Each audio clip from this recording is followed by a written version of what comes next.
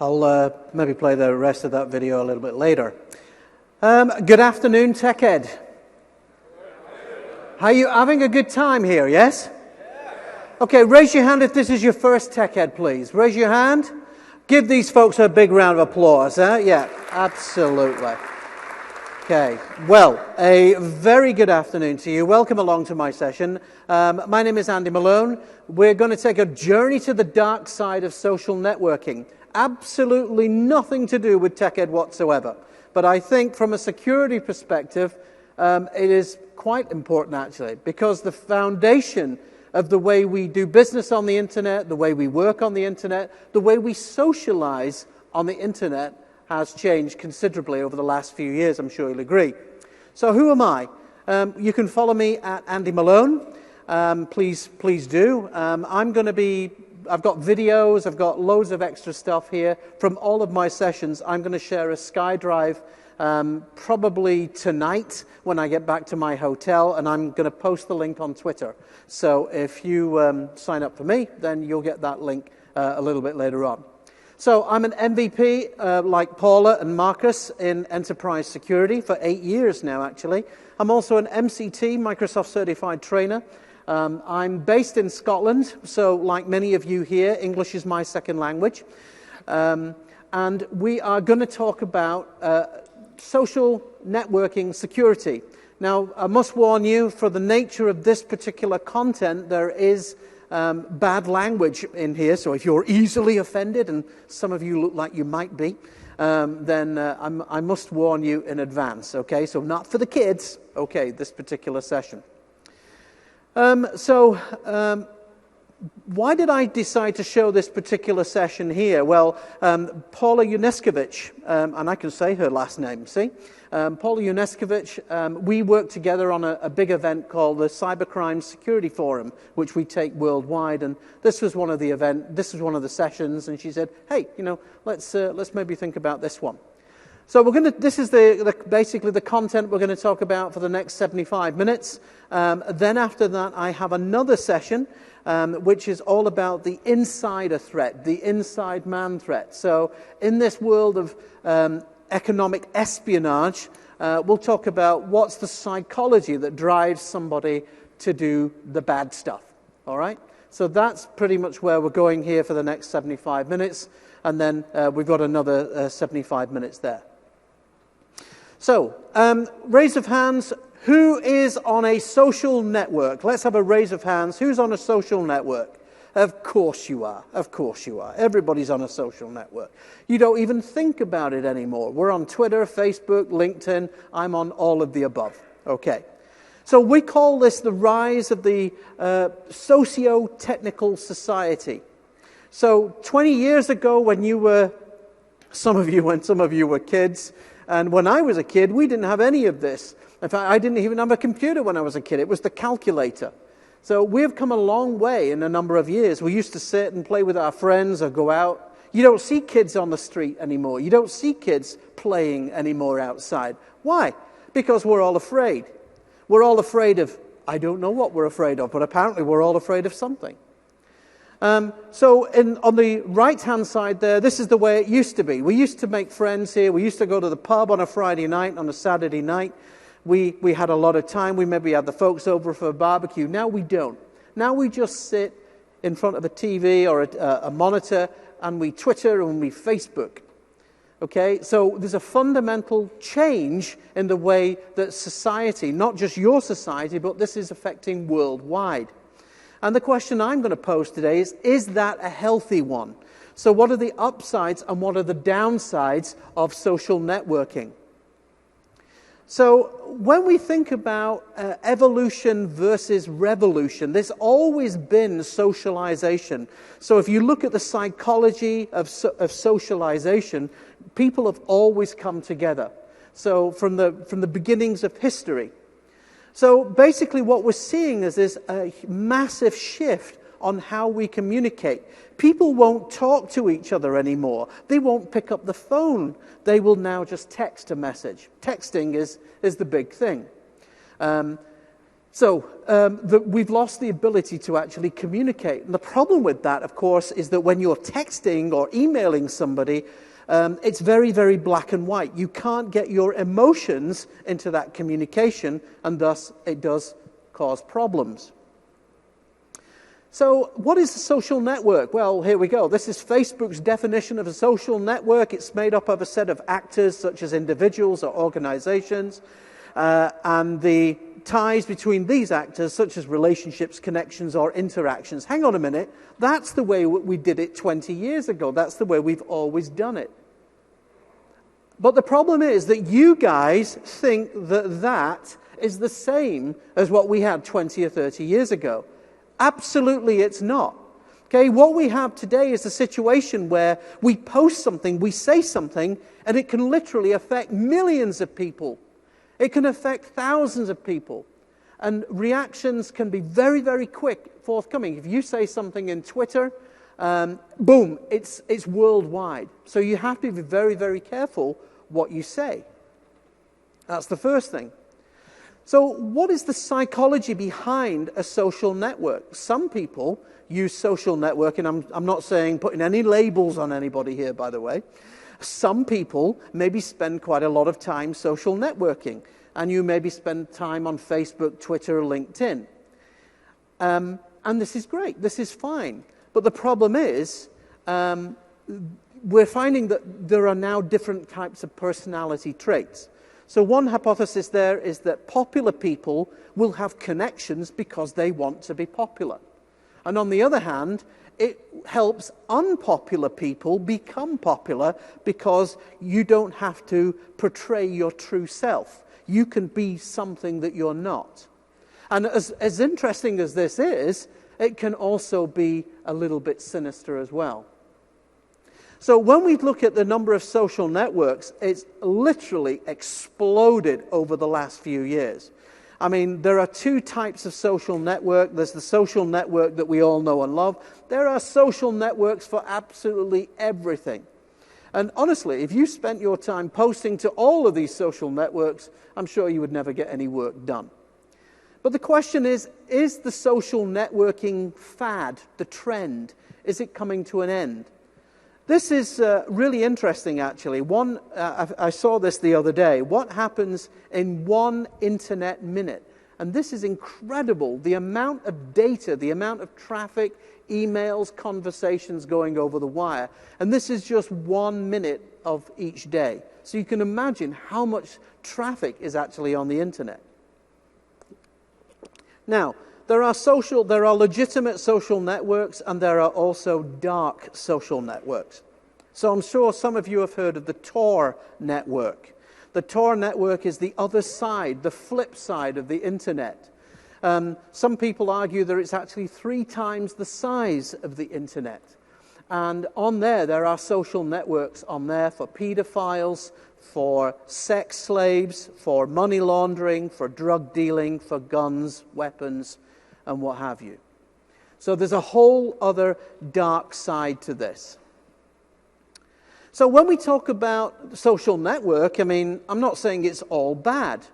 A social network can be a fantastic thing for businesses. It can be a way of getting your product out there, a way of getting known out there, getting your name known. It can enforce a company image, if you will. So every company, it's a good idea to have at least an image, a social image, which is good, because it can drive traffic and it can also increase your product sales. But on the other side, it can obviously have a downside. This is Robert Maxwell in the UK. His organization was caught phone hacking a few years ago. And it was actually proven in court that a number of his reporters were getting information through phone hacking. So a number of famous people and infamous people have actually sued them. And it caused this man to actually close one of his newspapers. Here in the US, of course, he owns many big publications and also film companies like 20th Century Fox. So it can be a good thing, and it can also be an Achilles heel as well. So the business moral dilemma is I do a lot of work with the military, and a lot of people say, hey, you know, we don't want people social networking on our network. We want to stop them. Well, to be honest, I take it, is it really, this is something that you can't stop.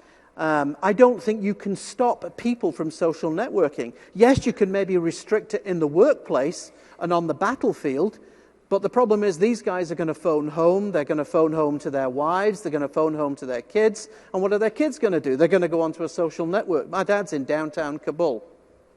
Okay? So, again, there is this kind of dilemma on how you use a social network. So, should employees be empowered to participate? Yes. And I'm sure many of you are. Many of you are probably encouraged to participate your team's successes, and also maybe its failures as well. Now, there's the question, are we coming to social exhaustion with Facebook? Now, actually, what we found is obviously Facebook have hit the 1 billion mark in the last year, but we're actually now looking at figures starting to fall away. Certainly in the US and in the UK, figures for Facebook are starting to fall away. Now, whether this is a reason for their policies of advertising, aggressive advertising, I'm not sure. Maybe it's just we're looking for the next big thing, which might be Twitter, it might be something else. But it's definitely showing that the market is changing. So, now we move to the subject of internet safety. Raise your hand if you've got kids. Raise your hand if you've got kids. Okay, raise your hand if you're are you a little bit concerned about your kids being on the internet? Yes? Okay, so there's a few hands out there. I can see that. Okay, and so you should be as well. This is a great advert for internet safety, by the way. Schmidt, Peters, Jansen, Hermanns. Is your son home? Yes, he's up in his room. Come in. Hi, is Kevin here? Yeah, upstairs. Well then, we'll go up. Good location.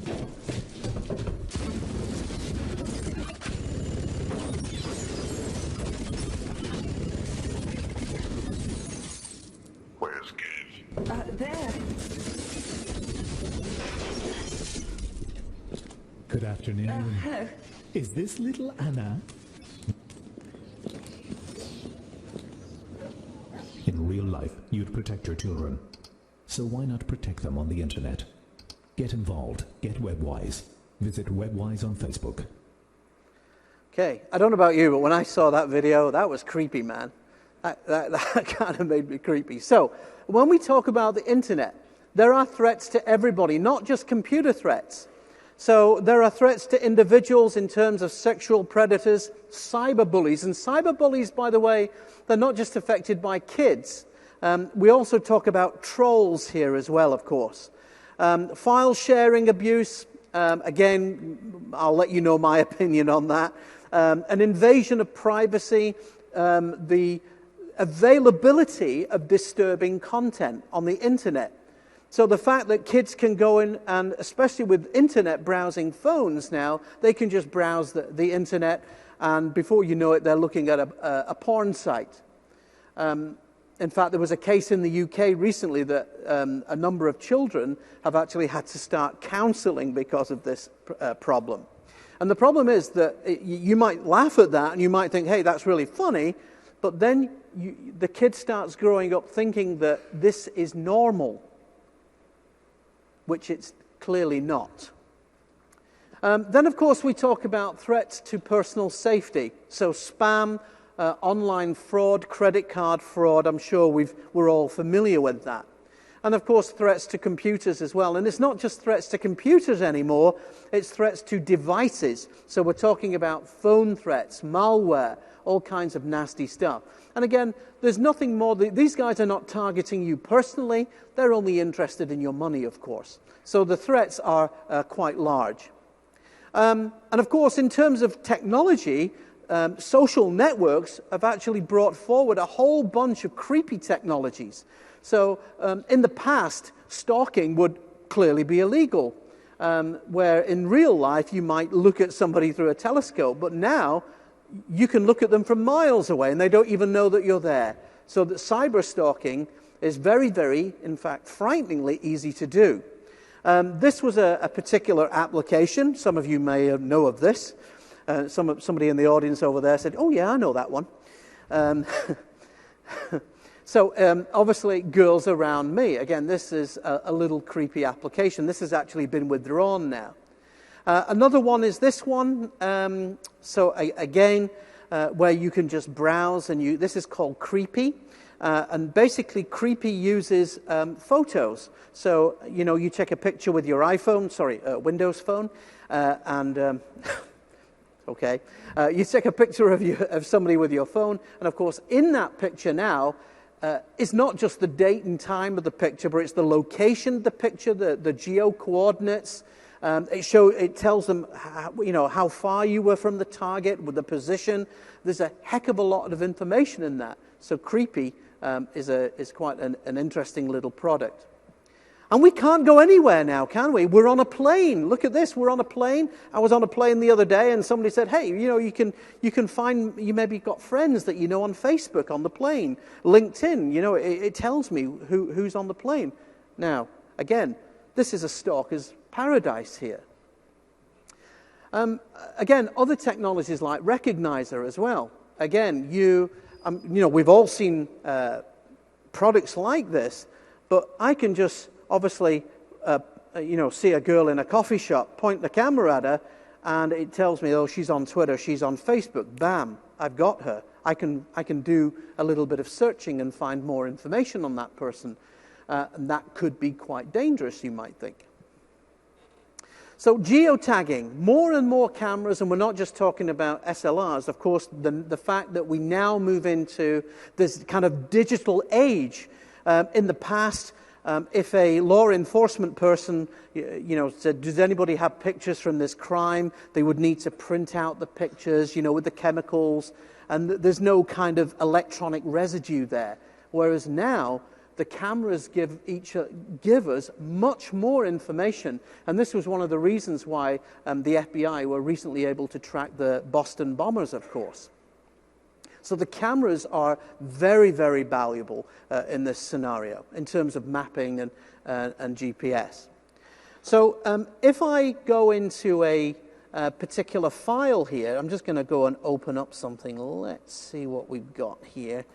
I'm going to flip over to another web browser here, if you'll forgive me. And this is Jeffrey's EXIF viewer, and I'm going to go and browse for a picture. What shall we view? There's Paula. Okay, there's Paula Yanuskiewicz at the MVP Summit. And I'm going to say, okay, let's have a look at this particular image.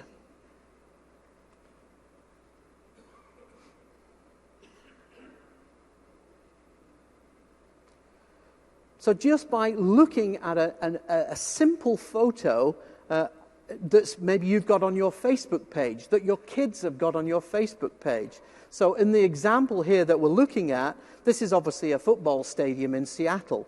But the cool thing is here, it gives you an awful lot of information about this picture. It gives you the longitude, the latitude, where the picture was. It gives you the map, the location of that particular picture. And you think, hey, that's a really nice feature. And for law enforcement, this is a perfect tool. For law enforcement who are trying to, solve a crime, so, who was actually in that location. But also, as you can appreciate, if you've got kids, and kids put pictures of themselves outside your house, with your geotagging, I can go in here, and then once I know where you live, of course, then I can have a look at the Social Security information. I can look at the voters' roll in Europe. I can then find out who lives at the house, the name of the person, and you can do some serious damage there. I'm sure your imaginations, you can work that one out for yourself. So geotagging potentially is a very, very useful thing, but just to show you, it could also be seriously abused as well. Okay, so the next thing then is, so the internet. So the internet is all fluffy and cuddly and nice, but often we're not quite sure what lies underneath it. So there are a lot of nasty things here. So in terms of the social network, again, it could also be your liability. If you put too much information on there, and I'm sure we've all heard this, it's really funny to me when I come to the States, because I have everybody talking about security, security, security. Oh yeah, we're really secure. We've got firewalls, we've got antivirus, we've got all of this. We've got a non-disclosure policy in our company. And then what do? You go on Facebook and social networks, and you just basically spill your beans, spill your life. So, very interesting. Very interesting. And you've got to be very, very careful what you say on a social network, because it really could be libelous. I mean, there are a number of cases recently in both the US and the UK where somebody has tweeted something or said something on the internet. Again, that's been taken up the wrong way. People don't like that, and they end up suing you. So when we talk about the technical threats inside a social network, it's really just like any other type of device. So we're talking about a huge rise in malicious malware. Now, did anybody see Marcus's session yesterday? Yeah, okay. He did a great session yesterday on malware. And if you think that antivirus software is going to protect you, then think again. Antivirus and malware software only catch a very, very tiny amount of malware. So the rise in anti-social media as well, the rise of the middleman, the attack, the inside attack, and we're going to be talking about that a little bit later on as well. Cyberbullying as well is becoming a real problem here. So this is interesting. Malware auto-runs USB social engineering. Social engineering represents 65% of attacks. So typically it's to do with email attachments, nasty stuff coming over the phone. People want free games, so what do? They jailbreak their phones. Other things that we've got, there's a number of classic attacks there. RSA is a classic. So other things that we've got to think about, poor privacy laws. So it's amazing that, you've got governments who are standing up now and they're saying, okay, we want to start putting in some restrictions on the internet. We want to start putting some laws in on the internet. And then people get very upset about that. You're taking away my freedom. Well, I'm going to show you some things on the internet later on which will make the hair curl on the back of your neck, and you'll definitely want those rules in place. But at the moment, the internet, when it was designed to be free and open and great. My friends, that was 30 years ago. Those were more innocent times. We're in a very, very different world today. And again, I think at this point in time, we need to start looking at not so much, maybe it is regulation in order to protect people, okay? So here's a little video. Again, this is a bit of a creepy one as well. Meeting a teen girl online is actually pretty easy. You can go into any chat room and just start talking. Most of the girls are usually so insecure and desperate for attention from older guys is totally flattering. They're so much more mature and understanding than the guys my age. Age actually works to my advantage. They like to brag to their friends that they're dating an older guy, so I just play along and pretend I'm really interested in the same things I am. You can talk forever and really get to know someone without worrying about looks or whatever. That's the best thing about chatting seems unthreatening to them, so they lower their guard. After a while, I start talking about how we're soulmates and how lucky we are to have found each other. Other people don't understand. I know what I'm doing. If you really care about each other, there's nothing wrong with me. Meeting them is the goal. Once I get them out of their house, well, that's when things get really interesting. Online predators know what they're doing. Do you?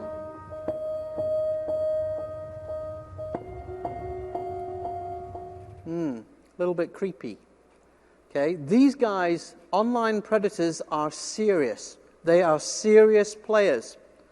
In 20 years ago, even today, we have pedophiles. Now, pedophiles, the problem is, if you heard of a pedophile that lives in your street, you can protect your kids from somebody like that. But the problem is here, your kids are on the internet. You're on the internet. You have no idea who you're talking to. You're talking to somebody called Alison from the UK. In actual fact, it's a guy and he's in Africa trying to scam you. So you've got to be very, very careful. And don't think that it doesn't affect men, by the way. Don't think that it's just a female thing here. There are a large number of cases where men have been targeted. And there was one particular case where a guy turned up in South Africa to meet somebody. And basically the guy was stabbed and he was murdered and he had his wallet stolen because he assumed he was going to meet a girl. And the whole thing was just a setup. So again, I've put some links in these videos as well, which hopefully find it interesting. So how do you spot problems? If you've got kids, if you've got family, how do you spot potential problems here? So in terms of bullying, well, in days gone by, and I can speak for this, I've got a daughter myself, and she was recently the case of bullying. And not physically attacked, but there was a YouTube video. A friend was putting YouTube videos on the internet, and she was slagging her off. And in a case, that is bullying. And my daughter got very, very upset about that. And so it can have a real impact in terms of not sleeping or sleeping changes. The kids got headaches or stomach aches. Maybe they've lost their appetite. They don't want to go out to restaurants. They want to stay in all the time. They've got poor concentration, so it can affect the school lives. Maybe they're depressed. Maybe they have increased levels of anxiety. Maybe they don't want to go to school. So the problem is, in the days gone by, bullying was just associated with the classroom or the workplace. Whereas nowadays, it's global. It's literally everywhere. Cyberbullying has also become a huge problem as well. Huge growth, actually. And the little video, the snippet of the Ellen video at the beginning there, in the US alone, the average number of deaths, there's about 30 to 50 people commit suicide every year in the US alone. And these are kids from anything from 8 years of age to about 18, just because they've been cyberbullied on the internet. So again, it affects millions of users worldwide. So, and again, the worst thing that you can do is just sit there and think, hey, this is never going to happen to me. So, this is the nasty person that takes bullying to the next level. We call him the troll. Yes, and there's a nice little song about him. I'm sure you can go on the internet and you can see him.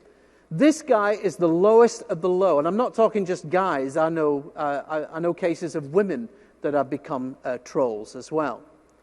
So basically, he posts inflammatory messages on the internet. He pretends to be somebody. He pretends to be a friend on Facebook, of course. And of course, you don't know who he is because you just add all your friends, because to you, it's all about numbers. I've got more friends than you.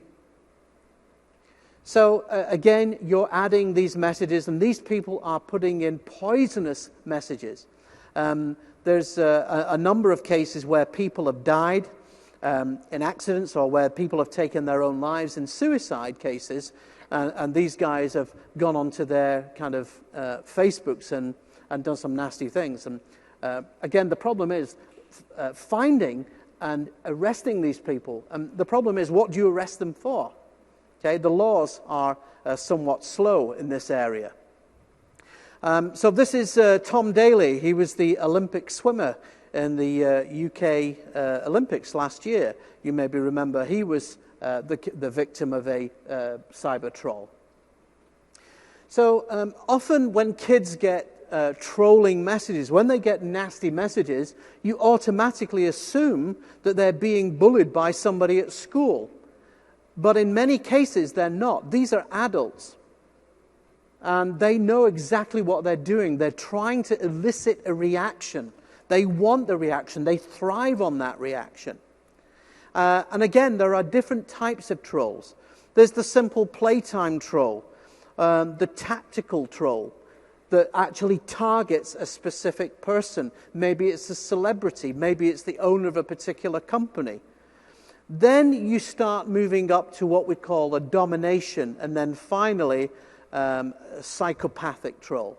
And there are a number of videos. This particular clip here was a really bad case in the UK, and this guy was jailed for 3 years in the UK for trolling.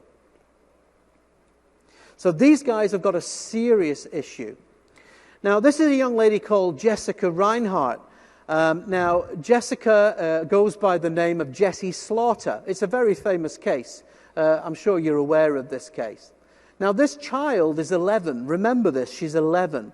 And a few years ago, she went online. It's a very famous video on YouTube. And she was being bullied at school, and she was basically swearing and saying, what I'm going to do to you. The language was quite choice, so this is the reason why I didn't play that one. But the result was, she said, whoever's doing this, I'm going to put a Glock in your mouth and turn your brain into a slushy. Now, the internet community just completely turned upon itself on that. Groups like Anonymous, groups like some of these cyber trolling groups, they absolutely bombarded her family. For example, there was one case for 5 days in a row, they would phone every single Chinese takeaway, pizza delivery, and they would have all these pizzas delivered and Chinese meals delivered. And you can imagine that. That sounds funny. But over and over and over again, it became a serious problem. And this was the result.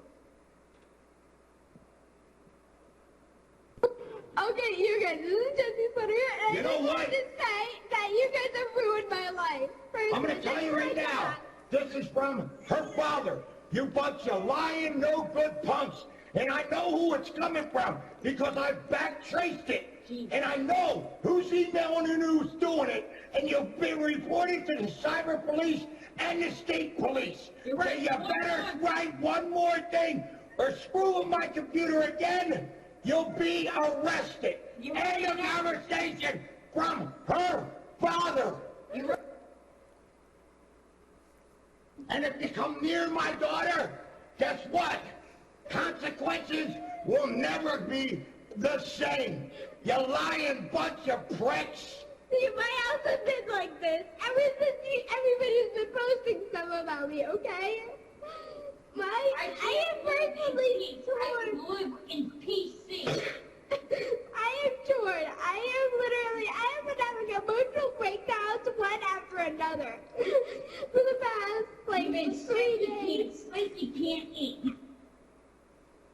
You guys are just basically tearing me apart right now. I'm crying my eyes out if you haven't noticed that. Please just stop hating. You guys are ruining my freaking life.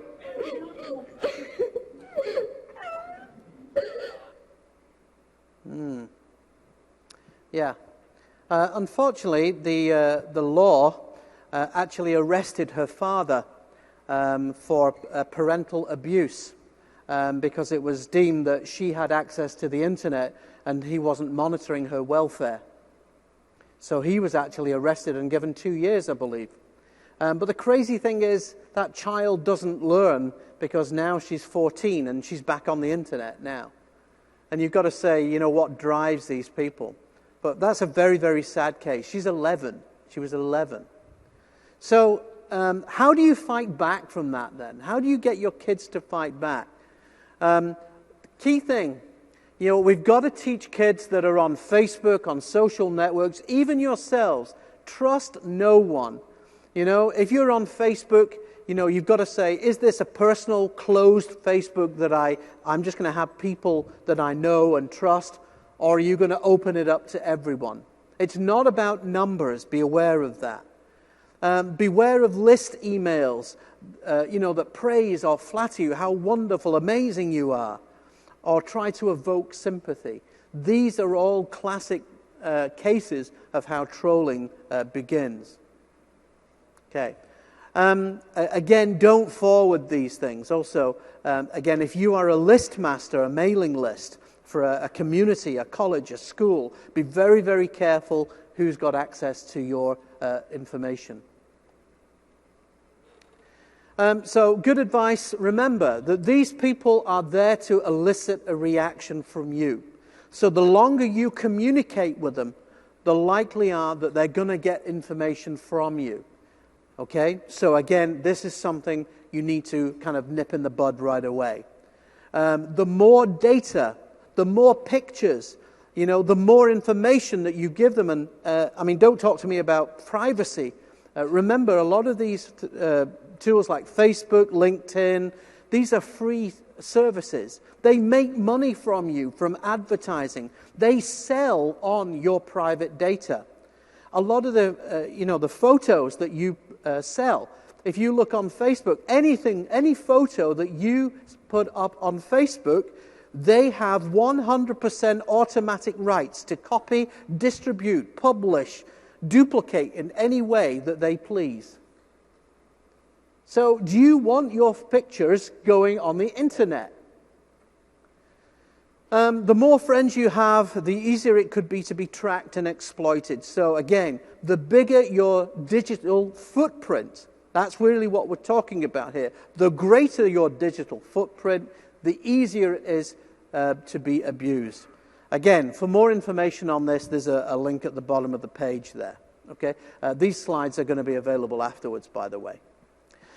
This sounds funny, actually, but it's now been clinically proven that you can be addicted to social networking. You may even be addicted yourselves. You may know somebody who is addicted. Again, there's some good advice out there that you can get. I'm not quite sure how you would get unaddicted, but there you go. You just have to throw the laptop away or something. But again, just watch out for that. Okay, now, on the subject of being on the internet on a social network, we need to talk about privacy, of course. So, you go to a organization like Microsoft, you put up your data on the internet.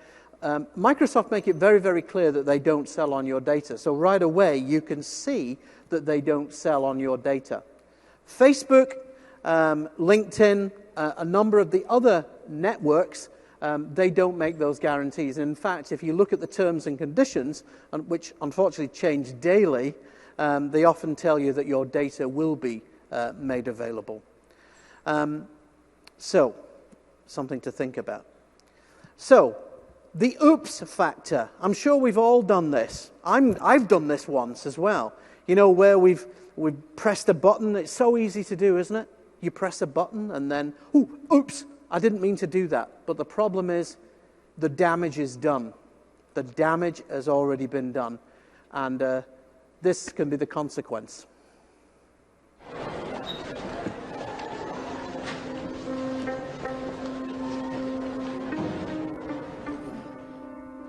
Oh, man.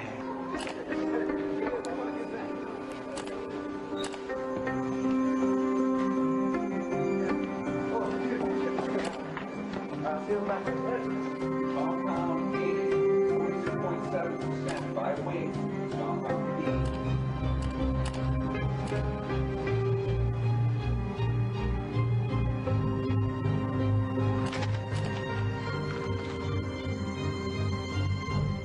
Once you post your image online, you can't take it back.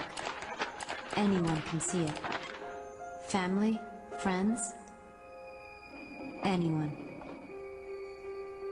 Remember, think before you post. So what's the answer here? I think awareness has to be the answer. You know, you don't have to take this social networking you need to take it a little bit more seriously is what I'm trying to look at, or trying to want to say. So look at the privacy here. This is Facebook privacy, okay? And this is just like a few weeks ago, but I actually went in today and it changed again. So this is a company. I'm not saying they do wonderful stuff, but again, you need to be aware of your privacy. Okay, so social networking and the law. Okay, governments are starting to kind of tighten their belts in on this. So regulatory bodies have started telling social networking sites that they need to kind of be a little bit more proactive in this area. Also, law enforcement agencies will be able to get logs and download logs of your activity for forensic purposes as well. So that whole kind of forensic process, law enforcement process, is getting a little bit better as well. Again, one may argue, hang on a minute, are they taking my privacy away? This has nothing to do with privacy. This is regulations that really needed to be done. So what we've got, a number of ENISA here, the European Network Information Security Agency, and also the US are now putting into place regulations about how long Facebook, Twitter, these social networks can store your data, who they can sell your data onto, regulations about how they obtain that data from to law enforcement agencies as well. So the whole things are a little bit more clearer. So again, the UK, for example, has begun regulating Facebook and Twitter marketing now. So the types of marketing, the types of advertising, for example, you're not allowed to show explicit advertising for adult material, for example. So regulations and compliance, I would definitely go in and have a look at the data use policy. Very, very important. If you've got kids, make sure that you're their friend, okay, that you're actually knowing what your kids are doing. You don't have to snoop on them. It's not snooping. You're just kind of taking care of them, I guess. But make sure that you've gone in and had a look at the privacy settings on Facebook. And remember, these do change all the time. So, you might say to yourself, hey, I did this, a couple of months ago. Again, these do change, so just be aware of that, folks, okay? Okay, this is an interesting little video from Canada. So if you've got any Canadians, this is one for you. Woohoo! Online, you really are who you say you are. The things you say or write take on a life of their own. They form your identity. But the social networking sites where we express ourselves don't just focus on individuals. Instead, they make their money repackaging user data into trends and patterns. Personal data has become a hot commodity, and social sites are the public face of a much larger commercial operation. Knowing your hometown, your favorite TV show, or your politics is where the money is. And once information is added to the database, users have little control. Check out one such user agreement.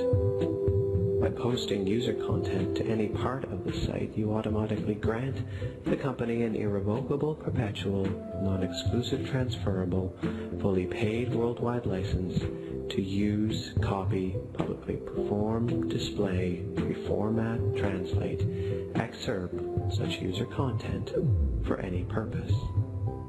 So on social sites, it isn't really all about you, but your data.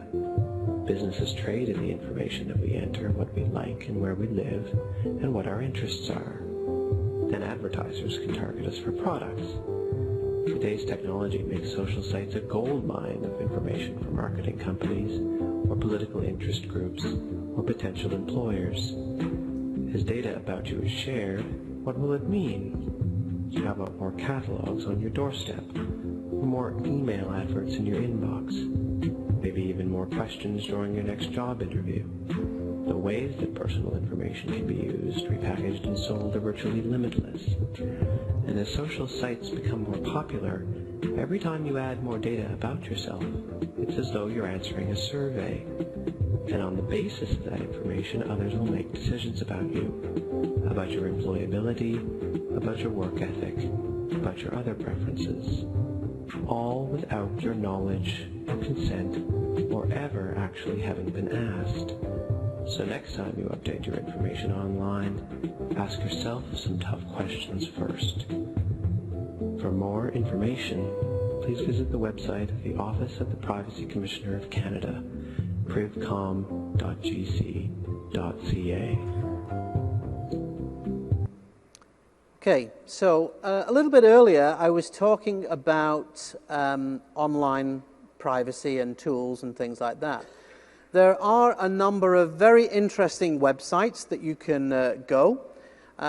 So this is beenverified.com. So again, this is, you can obviously make sure that it's a real kind of person and also find information about yourself. There's also a very interesting website. This is the Social Engineering Framework, a particularly good project. Again, a lot of organizations use this, obviously social networking, for marketing reasons, for genuine reasons. But it's also, as security professionals, very, very important to know about the dangers in social networking. So again, in here they give some really good examples of social engineering tools, things like solicitation, pretexting tools, and things like that. So the computer-based, one of my favorite ones, of course, I always mention this one, is Multigo. Multigo is a deep web search engine, and you can find practically anything. So if you've got a digital footprint, it can be a very, very powerful tool. Of course, here in the US, you're very, very open about your data. So again, websites like, for example, Pipple. Pipple is another example of a deep web search engine. So, for example, if I type in myself here, if I type in Andy Malone, I can say, let's just see if there's anybody here called Andy Malone. And what this does, it looks for any kind of digital footprint, whether you're on Twitter, LinkedIn, Facebook, any of those. I'm not 73. Okay, obviously it looks for US information here. I wonder if I typed in MVP. Let's try that. So you can see what it's looking for, absolutely everything, blogs, social networking sites. Okay, so there you go, it's actually found me. So obviously you can go in and deep dive. It showed, pictures. There's some videos that I've shown here before, some log files. And actually, if you drill even further into that, you could actually find out where that person is and that location. So again, the more information that you put in a social networking site, the more you expose yourself to these problems. Other interesting sites, Twoogle, of course, that's an interesting one. You can also do background checks here. So if you want to check out somebody in your neighborhood, you can, without their consent, just go in and pay a few pounds. Other things that we've got in here, if I go into security, I put this in ID theft. You can do things like caller ID spoofing. You've got... what else? Stealth network spy. So if you really want to kind of search for somebody or obtain information on this person, this is a kind of stealth network tool that you could use. Now, obviously, once you meet a person, once you get hold of a person, getting information from them is very, very easy. And in the next session, I'm going to show you just how easy that is, actually. So, again, another thing about the US anyway is that you can also do, this is one in the UK that we've got.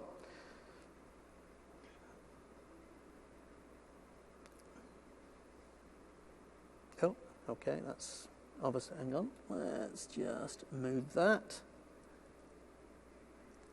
So the thing about the the US, of course, is you're very, very open with your data. So, for example, you can do search on car registration plates. You can do search on criminal record searches. You could really, really check out your neighbors without their knowledge. Again, in other countries around the world, you can't do that. Only law enforcement can do that. But these are brilliant websites for doing deep searches. So if I've got something sinister in mind, finding you is very, very easy to do. So for me, the first thing that I would do is go onto a social networking site. I would find out as much as I possibly can from that person.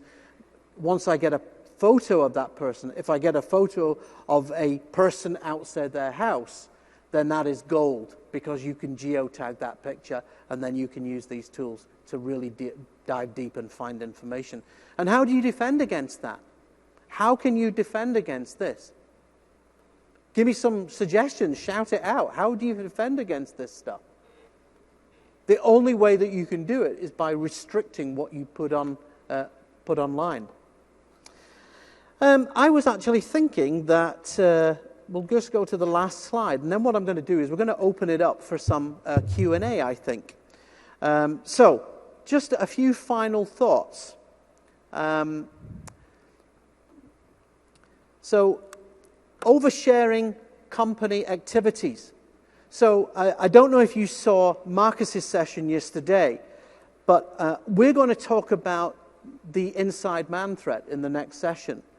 Now, the point is, in many cases, you don't need to have an inside man, because if you've got bad security policies, you're doing the damage yourself, because you're mis-sharing information. So you have to be very, very careful with that. And how do you mis-share information, I hear you say? Well, I can just go to my favorite website, Bing, in this case. And I can, the thing about this, I've done this many times, but if you just type in CNN, of course, you get just CNN. But if you want a little bit more information, it's very, very easy to find information on these sites. So I can just type in site, let's say gov. In fact, let's say com, and we'll say file type.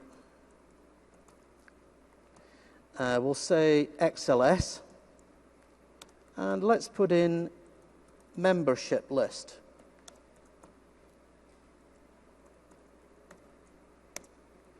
So this does a filter, and you can see I now have just Excel spreadsheets showing me membership lists. Now, surely nobody would be stupid enough to put stuff on the internet, right? Surely not. Let's open this and... Surely not, right?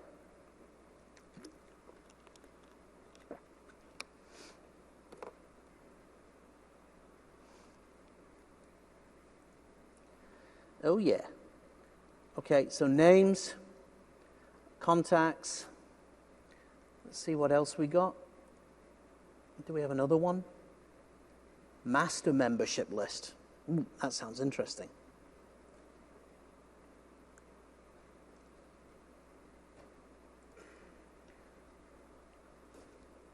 Gold, my friends, gold. Okay, so names, phone numbers. Okay, so this is kind of stuff that should that be on the internet? So this is how easy it is to find somebody on the web. Okay, so be very, very careful of what you store, and that's all down to privacy, to your sharing policies in your organization. Avoid mixing personal and business. Absolutely. Okay? And remember, the next time that a beautiful woman comes sitting next to you in a bar, she may not just be wanting to be your friend. Okay? So, that never happens to me, by the way. Okay, so avoid engaging in tweeting or Facebook, LinkedIn, rage. So that's really important. If somebody tries to evoke an angry response from you, and you start feeding back on that, be very, very careful with that, because that can go horribly wrong. And of course, they could just be trying to elicit a reaction from you. Avoid password sloth. Okay, so one of the problems is that a lot of people use the same passwords for all their social networking sites. This is a really bad practice. Okay, and again, this just goes down to the problems with bad password management. So just avoid that. Believing that I'm the person that's got the most connection. Okay, so if I've got more connections than you, then I will win. And be very, very careful with that trigger finger, because clicking everything, especially on Facebook sites, because you have no idea what it's taking you through to. Okay, so be very, very careful with that. Okay, so also a good thing, by the way, is to try fingerprinting yourself, by the way. So try searching for yourself, and then you can see exactly what kind of digital footprint that you want. By the way, there was one more thing I wanted to try and Google. Excuse me, I just want to have a little bit of fun. Can I have a little bit of fun? Is that okay? Oh, actually, no. Let's do this one.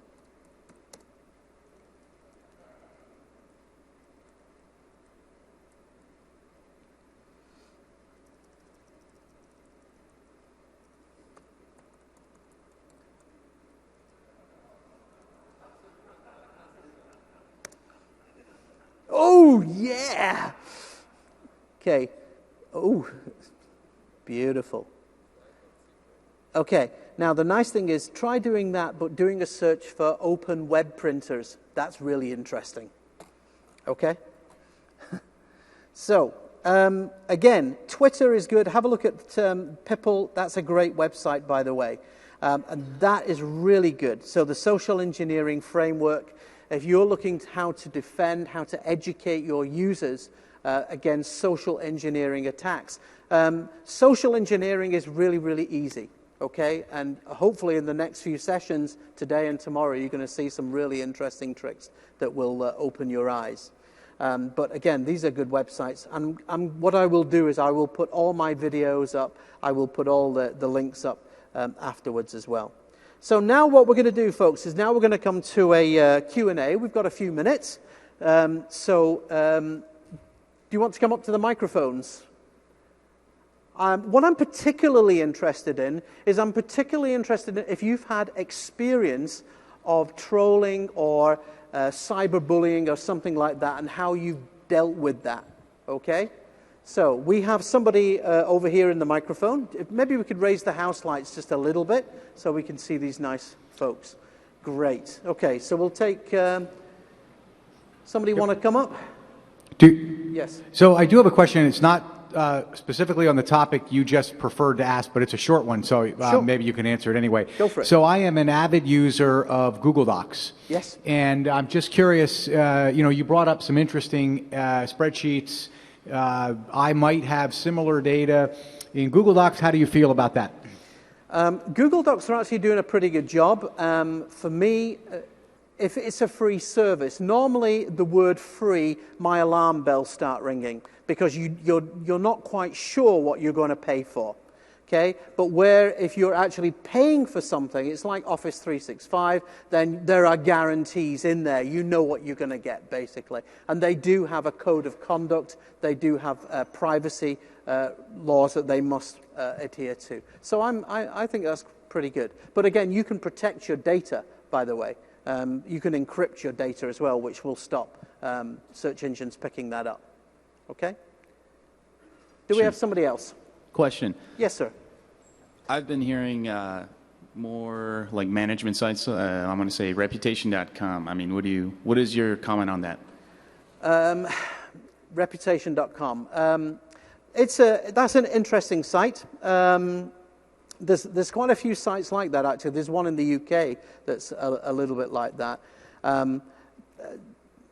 Murky water. It could be potentially murky water. Yes, I'll speak to you offline about it. I don't want to put myself in legal hot water on that one. Okay. Anything else? Yes, sir. Hey, from your presentation, I gather you're generally in favor of laws regarding mandatory retention and lawful access to data? Okay, my thoughts on that are mixed. So again, you've got things like SOPA, Stop Online Piracy. That's a whole different issue. That has nothing to do with, in my opinion, nothing to do with internet freedom. That just has to do with protecting IP, intellectual property rights. In terms of what you're talking about there, we're living in a very different world to the one that we lived in 20 years ago. We've had 9/11, you've had 9/11, we've had 7/11, you've had Boston. Is it a good thing to be able to search protect your public? How do you protect people? The National Security Agency, for example, you've heard the key terms, the key words, yes? We call these spook words. I thought you might like this, okay?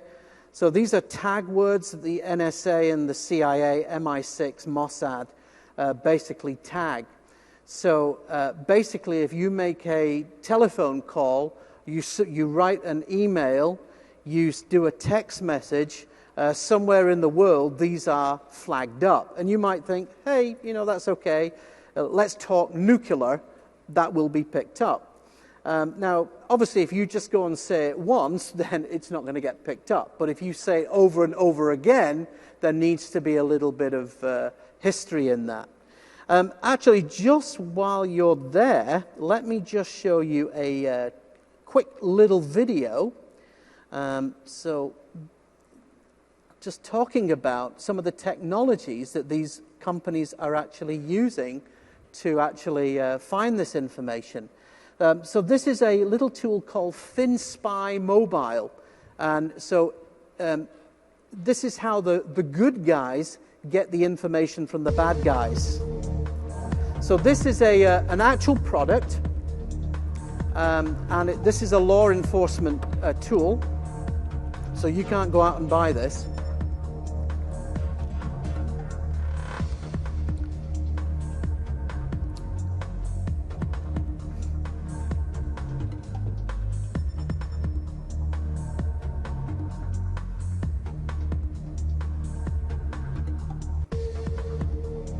So it can be a BlackBerry, it can be a Windows phone, it can be an iPhone, it can be, and the brand is irrelevant here, by the way.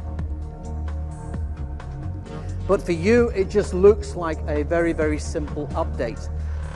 But immediately you perform that update, your phone is then infected with this malware, which then allows the police, the law enforcement, of course, to get full access. So that's the kind of things that they're doing from an anti-terrorism kind of perspective. So hopefully that helps. So yes, I do think the law needs to be adjusted in order to maintain some amount of logs. There needs to be some kind of fail-back device. What the UK is actually proposing is that it's taking 12 months worth of information. But it's only where it's going and who it's coming from. It doesn't actually give the content. So the content is not included. You need actually legal jurisdiction to get the actual content. Okay. Do you foresee that causing any difficulties for opposition groups or other politically inconvenient organizations? Ask me tomorrow in my, my 21st century surveillance question. I actually answer that question tomorrow. But yes, potentially it could.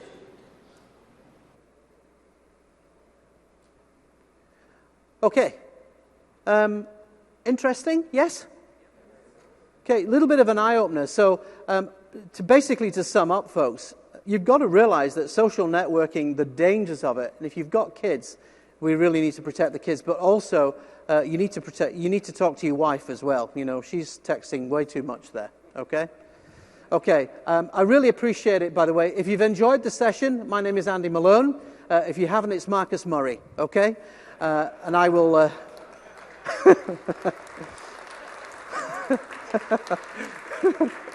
And I will, I'm only joking, Marcus, I love you, really. And I will see you back at 5, I believe. We're going to do another session at 5. Thank you very much. Okay.